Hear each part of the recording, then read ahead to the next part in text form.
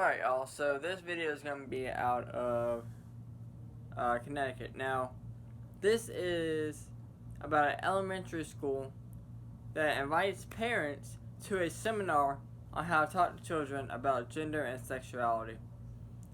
Elementary school, okay? Now, there's a couple problems I have, alright? Number one, if the parents even came to this, there's a problem in my opinion, okay? As a parent, why would you bring your children to this? As a parent, why would you come to this? Alright, that's two problems right there. Now, it gets worse, alright? Now, one of the slides said, the assumption that sex equals gender is millennial. But if you look at the history of the trans community as well as the existence of intersex people throughout history, this myth starts to shed its authority. One of the slides says, alright? Now, it goes on to say, the program defines gender identity as one's understanding of their gender or lack of therefore. Alright, so they also gave examples of this. Examples included genderqueer, intergender, female, DMI girl, male agender, transmasculine, and more. Okay, like, before I even go on, there are two genders, okay? 1, 2, male, female, okay? They're, like, what is intergender, what is DEMI girl, male agender, transmasculine, like, what does that even mean? Like, does anybody even know what that means? Because I don't think anybody even knows what that means. They just like to put terms out there and be like, oh, well, I'm this. If you say this, then I'm offended. Who cares? Everybody's offended, okay? I mean, get over it. Alright. Then it gets even worse, though, okay? Now, these are parents that are saying this, okay? The Parents Defending Education group, which opposes indoctrination, class report that parents' intents were told gender is malleable and that sex assigned but ultimately is determined by the individual. Okay. Look, if you are 30, okay, if you're 18, okay, and you are living on your own, alright, and you want to change from a girl to a man or a man to a woman, whatever the case may be, alright, at that point, if you're 18 and you're living on your own, you know, you're paying bills and all that, go for it, okay? But if you are in elementary school, like, in elementary school, you should not even be thinking about stuff like this. You know, in elementary school, you should be like, when's recess, when's lunch, when do I get to go home?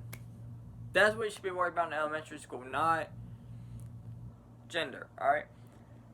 Now, it goes on to say, it is our understanding that elementary school parents were encouraged by the school to attend the virtual Gender 101 training. Of course it was virtual.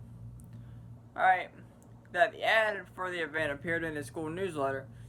One parent reported that students were also encouraged to attend with their parents, but we were not able to confirm that.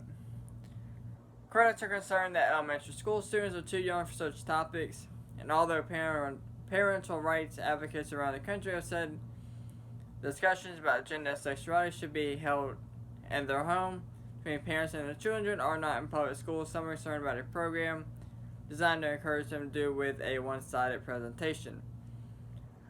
Alright, so with that being said, like I said before, elementary school is too young to be talking about stuff like that, in my personal opinion. Middle school is too young to be talking about that. Alright, hey, in elementary school, you should be like, hey, when's recess, when's lunch, when do I get to go home? That's elementary school, alright? You know, in elementary school, you should have no worries, alright? Middle school, alright, you know, then, you know, you're starting to, maybe like 7th, 8th grade, you know, you start exploring dating, whatever the case may be. You know, you start trying out sports. That's pretty much how, for me, that's how middle school should go, alright? Then high school, okay? You know, then you start getting into dating more, you know, you have prom, you know, you do more on football, basketball, if you're on a team, you have weightlifting, all that going on. But even then, you know, you should have all this stuff going on to keep you busy, you know, some people have jobs, stuff like that. to where you shouldn't have to worry about your gender, alright? And even at that, it should still be held in your home with the daughter or son and the parents, not with teachers and in a school. That's not how it works. Alright, now for many people this is a religious issue. For other people it's a social issue. Non-profit that fights for parental rights and other conservative social issues, but in either regard it's not an educational issue, alright? Now I will agree with that. For the school to even prompt discussion is completely outside the realm of what their role is in our children's life. She added, if parents actually buy into the conversation that a doctor assigns you as a sex or gender that may not actually be your gender, then you're trying to initiate that conversation between parents and your young elementary age students. Now, I will say, obviously I don't believe in that. I believe there are two genders, male and female, but again, if you are paying your own bills and you decided you want to be a woman or you decided you want to be a man, as long as you're not forcing it down on my life, I don't really care what you do. As long as you're not hurting other people and you're not forcing it on me, I could really care less what you do as an adult. But when you try to force this on children, then there's a problem.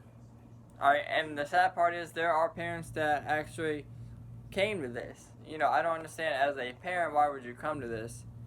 That is also sad in itself. I could talk about this for days, but let me know what you guys think down in the comments below. As always, thank y'all for watching, and y'all stay safe out there.